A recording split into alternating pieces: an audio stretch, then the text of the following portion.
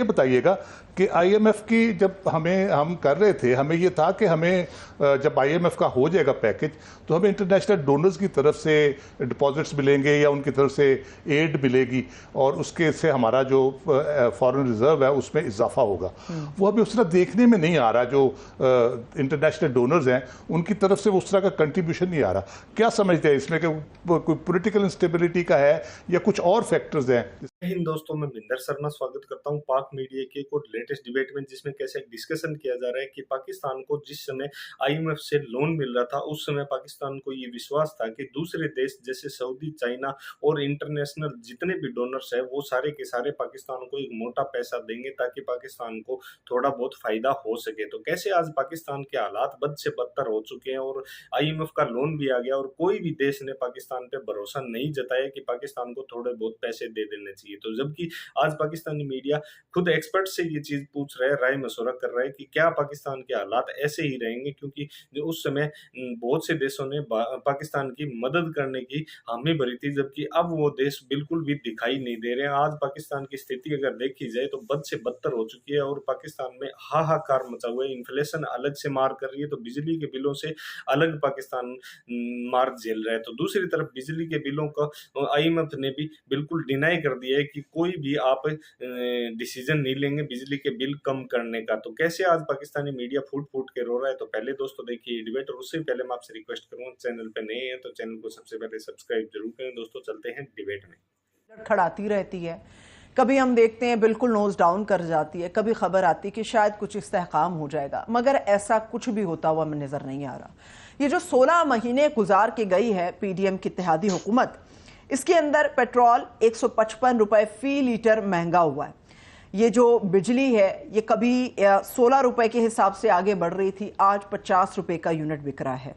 2 करोड़ से ज्यादा ऐसे लोग हैं इस मुल्क के अंदर जो कि खते गुर्बत से नीचे अपनी जिंदगी गुजार रहे हैं। ना जाने कितने हैं जो फाका कशी काट रहे हैं, ना जाने कितने हैं जो बेरोजगारी काट रहे हैं, ना जाने कितने ऐसे हैं जो परेशानी के ऐसे हालात में हैं कि फरार का कोई रास्ता नहीं है। पाकिस्तान की मौशी सूरत हाल पर बात करने के लिए इस वक्त माहिर मुआशियात आबिद सुलेर साहब ने मुझे ज्वाइन किया। बहुत शुक्रिया सुलेर साहब, थैंक यू सो मच आपके वक्त के लिए।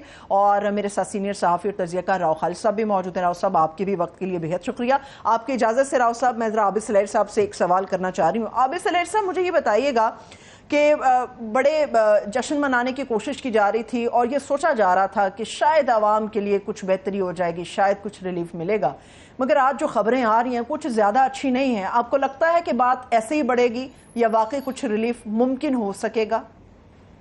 देखिए, मेरा नहीं ख्याल कि कोई रिलीफ मिल पाएगा। उसकी वजह यह है कि रिलीफ देने के लिए हुकूमत को जो आईएमएफ के साथ अपनी कमिटमेंट है, स्पेशली रेवेन्यू कितना लेना है और ये बिजली का सरप्लस डेट जमा नहीं और इकट्ठा नहीं होने देना और तमाम कास्ट जो है वो रिकवर करनी है।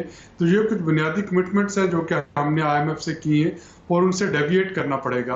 अब इस मुख्तसर प्रोग्राम में जिसके कि अब चंद माह रह गए हैं, इसमें डेविएशन का मतलब है प्रोग्राम फौरी तौर पर सस्पेंड हो जाना, जिसका मुंतकिन अंजाम जो है वो खुदा न खास्ता डिफॉल्ट की तरफ ले जाएगा हमें दोबारा से। तो इस वक्त हुकूमत कतई तौर पे इस पोजीशन में नहीं कि आईएमएफ को नाराज कर सके।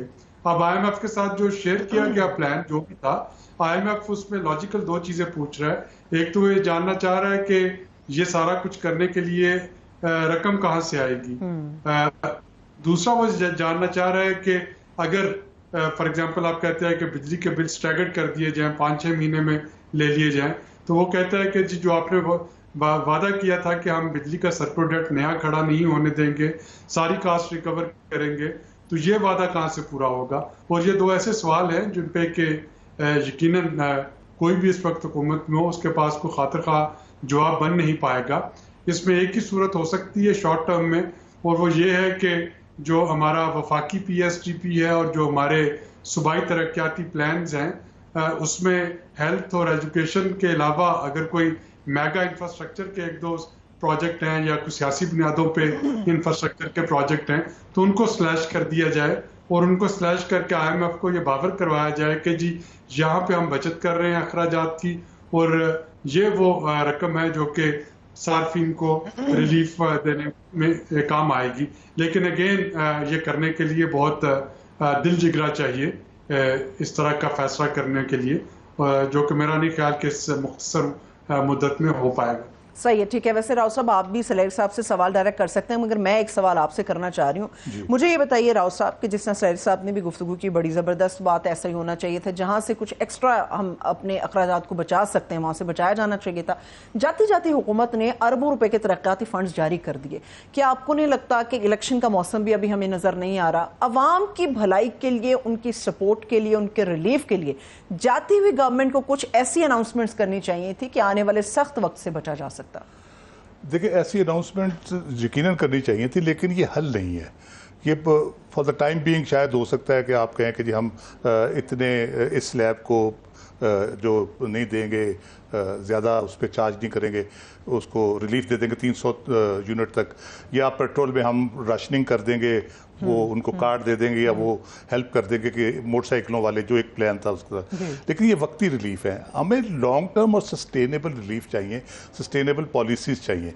जैसे अभी बात हो रही है इनकी टैरिफ की, IPPs की पर्टिकुलरली बात हो रही है, इसके ऊपर हमें करने की ज़रूरत है। जो हमारे इख्तियार में है वो भी नहीं हम कर रहे ना, जो हमारे इख्तियार में हमें वो करना चाहिए। हमारे इख्तियार में क्या है कि लाइन लॉसेस कम करें, बिजली चोरी हम ख़त्म करें, इसको जो रिफॉर्म चाहिए हमें इस सेक्टर के लिए वो करें। बाकी बिजली बड़ा आसान तरीका है, किसी ज़माने में उसके लिए किया भी गया कि आप पोस्ट पेड मीटर दे दें, जैसे फ़ोन आप चार्ज करते हैं, मीटर चार्ज करें और बिजली बड़ा ज़बरदस्त आइडिया है। तो ये बहुत से आइडियाज़, बहुत सी चीज़ें आती हैं, लेकिन मसला ये है कि इम्प्लीमेंट इसको नहीं होने दिया जा रहा। और एक चीज़ मैं आपकी इजाज़त से आबू सलेर साहब से मैं पूछ लूँ, आबू सलेर साहब ये बताइएगा कि IMF की जब हम कर रहे थे, हमें ये था कि हमें जब IMF का हो जाएगा पैकेज तो हमें इंटरनेशनल डोनर्स की तरफ से डिपॉजिट्स मिलेंगे या उनकी तरफ से एड मिलेगी, और उसके से हमारा जो फॉरेन रिजर्व है उसमें इजाफा होगा। वो अभी उस तरह देखने में नहीं आ रहा। जो इंटरनेशनल डोनर्स हैं उनकी तरफ से उस तरह का कंट्रीब्यूशन नहीं आ रहा। क्या समझते हैं इसमें कि कोई पॉलिटिकल इंस्टेबिलिटी का है या कुछ और फैक्टर्स हैं जिसकी वजह से वो कंट्रीब्यूट नहीं कर रहे? देखिए, IMF का जो डील हमें मिली, स्टैंड बाय एग्रीमेंट, सबसे बड़ा फायदा तो उसका जिनीवा प्लेजेस के लिए है, क्योंकि वो जो जनवरी में जिनीवा प्लेजेस सैलाब ज़दगान के लिए की गई थी, वो इस वजह से रोक दी गई कि पाकिस्तान एक IMF प्रोग्राम में नहीं है। IMF प्रोग्राम में आएगा तो फिर वर्ल्ड बैंक और ADB और इस्लामिक डेवलपमेंट बैंक जो हैं वो अपना को तकरीबन $8 बिलियन के करीब जो उन्होंने प्लेज किया था वो पाकिस्तान को वो रिलीज करेंगे। अब ये जो $8 बिलियन है वो बजटरी सपोर्ट नहीं, वो अगेंस्ट प्रोजेक्ट्स है। और प्रोजेक्ट जाहिर है कि डूएबल कन्विंसिंग प्रोजेक्ट सैलाब ज़दगान के लिए वो बनाए जाएं और उन प्रोजेक्ट्स को फ्लोट किया जाए, तो फिर आपको world bank, ADB, Islamic development bank ये अपनी इमदाद जो है वो देंगे। और इन प्रोजेक्ट्स को बनाने के लिए हमें एक कैबिनेट कमेटी इस वक्त तश्कील दे देनी चाहिए, एक इंटर मिनिस्ट्रियल कोऑर्डिनेशन ग्रुप बना देना चाहिए जो कि इस तरह के प्रोजेक्ट्स बनाए जो इन डॉलर्स को लेके आ सके। यानी आप पोटेंशियली $8 की प्लेजेस पे बैठे हुए हैं और वो इसलिए नहीं आ रहे कि आपके पास उनको लेने के लिए कोई फिजिबल प्लान या कोई प्रोजेक्ट को मौजूद ही नहीं है, और डोनर आपको ब्लैंक चेक देगा नहीं। वो आपसे ये पूछ रहा है कि अच्छा जी, अगर मैं आपको 500 मिलियन दूंगा तो आप मुझे बताइए, बेनिफिशरी वाइज बताइए कि आप किस जिले में क्या स्कीम लेके आएंगे, उसका फायदा क्या होगा, उससे इम्पैक्ट क्या आएगा, उसको मॉनिटर कैसे किया जाएगा, उसको सुपरवाइज कैसे किया जाएगा। तो ये डिटेल, चूंकि इस वक्त कोई भी ऐसी एजेंसी नहीं है जो कि इस पे डेडिकेटेड हो कि इस पे काम करे, इस पे वफाक और सूबे इनकी आपस में कोऑर्डिनेशन चाहिए ताकि डूएबल प्रोजेक्ट बने, तो तब तो आएंगे।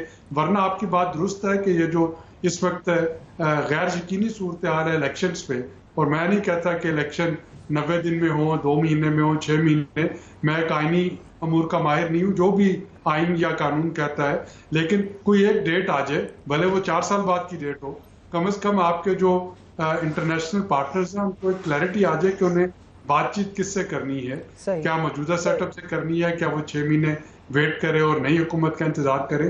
तो जब तक ये गैर यकीनी सूरत हाल रहेगी तब तक भी आपके पास नहीं आएगा। ठीक है। अच्छा सलेर साहब, मुझे ये बताइएगा, पाकिस्तान की पूरी इकोनॉमी जो इस वक्त हालिया सूरत हाल है वो आईएमएफ के एग्रीमेंट के साथ लिंक कर रही है। हमें बड़े अच्छे से याद है आईएमएफ के एग्रीमेंट के हवाले से 3 मुख्तलिफ उन्होंने कहा था दौर आपके साथ होंगे। पहली किस्त जाने वाली गवर्नमेंट की, दूसरी किस्त आने वाली केयर टेकर की, और तीसरी किस्त जो इलेक्ट होकर गवर्नमेंट आएगी। अभी जैसे आपने इलेक्शन की बात की, अभी इलेक्शन का माहौल हमें बनता हुआ नजर नहीं आ रहा, फिजा कुछ ऐसी नजर नहीं आ रही। In case Surat hall election की तरफ अभी नहीं जाती, तो जो एक एग्रीमेंट आईएमएफ के साथ तय हुआ है उसका फ्यूचर आप क्या देख रहे हैं? देखिए, ऑलरेडी आर्टिकल आइन में ये अमेंडमेंट कर दी गई है कि निगरान हुकूमत जो है ये इसके पास पावर्स हैं जो बायलैटरल और मल्टीलैटरल एग्रीमेंट्स हैं उनको ना सिर्फ वो पूरा करे बल्कि उनके साथ वो डिस्कशन और निगोशिएशन भी कर सकती है। तो ये एक एम्पावर्ड निगरान हुकूमत है। और अगर इलेक्शन जो है वो मार्च तक नहीं भी होते तो इस हुकूमत का जो एक अहम काम होगा वो ये होगा कि ये दिसंबर ऑनवर्ड अगले आईएमएफ प्रोग्राम का फ्रेमवर्क बनाना शुरू कर देगी, ताकि जो ही मार्च में मौजूदा स्टैंड बाई एग्रीमेंट खत्म हो तो आप अगले 3 साल प्रोग्राम में जा रहे हैं। ऐसे पाकिस्तान के हालात जो बद से बदतर हो चुके हैं, इन बद से बदतर हालातों में कहीं न कहीं पाकिस्तान की स्थिति बहुत गंदी हो चुकी है। और आज पाकिस्तान से हर उस दोस्त मुल्क ने मुंह फेर लिया है पाकिस्तान से, जो पाकिस्तान के लिए खड़ा रहता था या पाकिस्तान को भीख देते रहता था। तो कैसे आईएमएफ की लोन मिलने के समय कैसे पाकिस्तान को ये विश्वास था कि कोई न कोई डोनर हमारी आके स्थिति संभाल लेगा, जबकि आज पाकिस्तान के पिछवाड़े पे लात लगभग आईएमएफ ने मार दिए, तो साथ के साथ पाकिस्तान के दोस्त मुल्कों ने भी पाकिस्तान से किनारा करना शुरू कर दिया है। तो दोस्तों, इसी प्रकार की लेटेस्ट पाक मीडिया के एक से एक वीडियो, लेटेस्ट न्यूज और डिबेट के लिए चैनल को सब्सक्राइब जरूर करें। दोस्तों, जय हिंद, वंदे मातरम, भारत माता की जय। दोस्तों।